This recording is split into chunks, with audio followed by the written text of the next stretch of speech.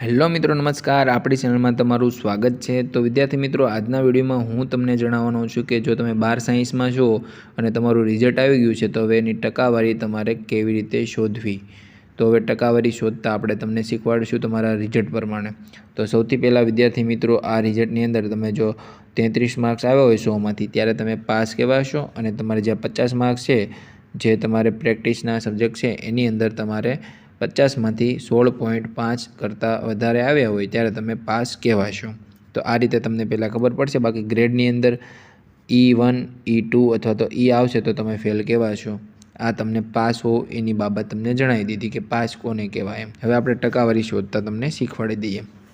તો સૌથી પહેલાં તમારા અહીં ટોટલ માર્ક્સ લખેલા છે, એની નીચે તમારે ટોટલ માર્ક્સ જુઓ તો 650 આપેલા છે અહીં।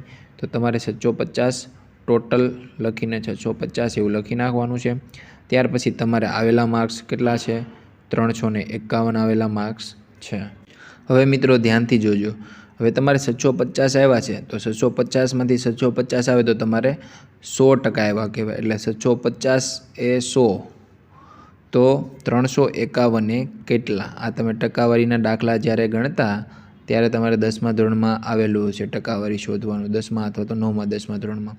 તો આ રીતે ટકા શોધાય તમને ખબર છે। 650 એ 100 તો 351 એ કેટલા? તમને સિમ્પલ રીતે પણ સમજાવીશ, પણ આ તો તમને ટકાવારીની રીતે સમજાવું છું। તો હવે આપણે શું કરવાનું છે? ક્રોસ ગુણાકાર કરવાનો છે। તો ક્રોસ ગુણાકાર કરીએ તો 351 ગુણ્યા 100 એને ભાગ્યા કરવાના 650 બરાબર।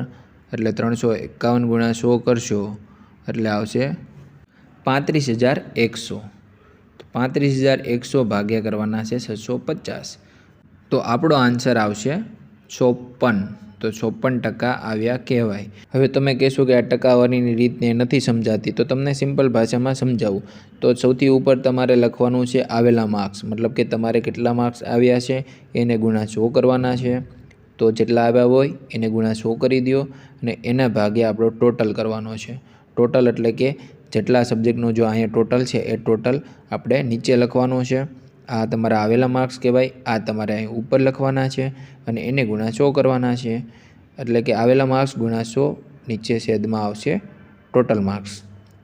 બરાબર કરશો એટલે તમારો જેટલા આવે એટલા તમારે ટકા આવ્યા કહેવાય। એટલે કે જેટલો જવાબ આવે એટલા તમારે ટકા આવ્યા કહેવાશે। તો મિત્રો તમને સમજાઈ ગયું છે કે તમારે ટકાવારી કેવી રીતે શોધવી।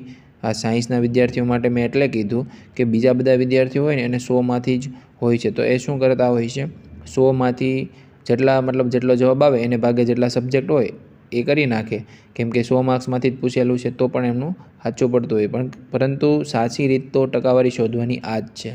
તો હવે તમને ટકાવારી શોધતા આવડી ગઈ છે। તો વિડીયો પસંદ આવ્યો હોય તો વિડીયોને લાઇક કરી દો, ચેનલને સબસ્ક્રાઈબ કરી દો અને અમારી સાથે જોડાયેલા રહો। જય હિન્દ, જય ભારત।